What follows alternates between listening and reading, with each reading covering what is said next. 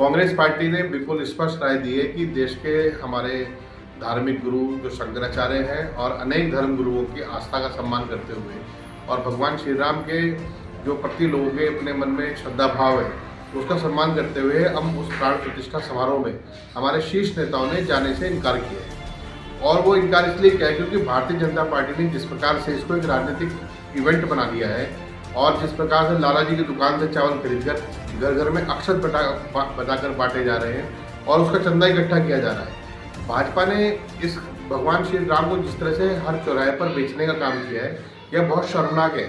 किसी भी धर्म के हमारे जो भगवान है, ईश्वर है, उनके प्रति उनके अनुयायियों की अगाध श्रद्धा है, लेकिन कोई एक राजनीतिक दल के लोग केवल इस काम को केवल एक बड़े प्लानिंग के साथ करें और वहाँ 22 जनवरी को केवल प्रधानमंत्री का भाषण है जिसको सुनने के लिए 8,000 लोगों को बुलाया गया है।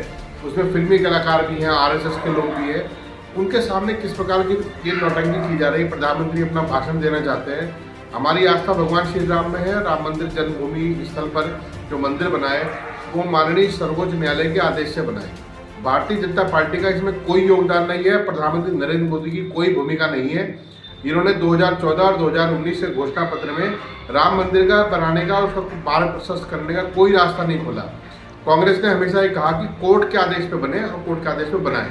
तो भाजपा ने जैसे हर मुद्दे पर गुमराह किया है, कोविड पर गुमराह किया, नोटबंदी पर गुमराह किया, जीएसटी पर किया, बेरोजगारी पर किया, विदेशी संबंधों पर किया, ऐसे ही आज भगवान श्री राम के नाम पर गुमराह कर रही है। स्पष्ट है कि भाजपा का कोई योगदान नहीं है, प्रधानमंत्री मोदी का कोई योगदान नहीं है, केवल प्राण प्रतिष्ठा पर, क्योंकि वो सारे लोग उस ट्रस्ट में आरएसएस के लोग हैं। और यहाँ तक कि स्वामी रामविलास वेदांती ने जो रामलला विराजमान के जो प्रतिनिधि के तौर पर कोर्ट में उपस्थित थे और जिन्होंने लंबे समय तक कोर्ट में लड़ाई लड़ी है, उन लोगों तक को भी यहाँ कोर्ट में नहीं बुलाया गया है।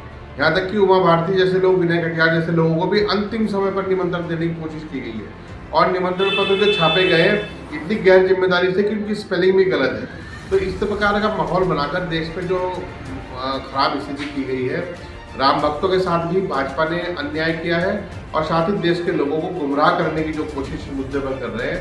जब सरकार ये बताए कि पिछले 10 साल में क्या काम किया है।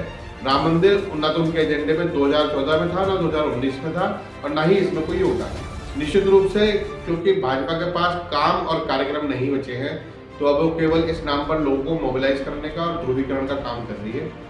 जनता को भी ये समझना होगा कि जनता भाजपा से ये सवाल पूछे कि 10 साल की सरकार में उन्होंने क्या काम किया है। एक तरफ तो 5 ट्रिलियन की इकोनॉमी होने का दावा कर रहे हैं, दूसरी तरफ 80 करोड़ लोगों को 5 किलो राशन पर पलने पर मजबूर कर रहे हैं।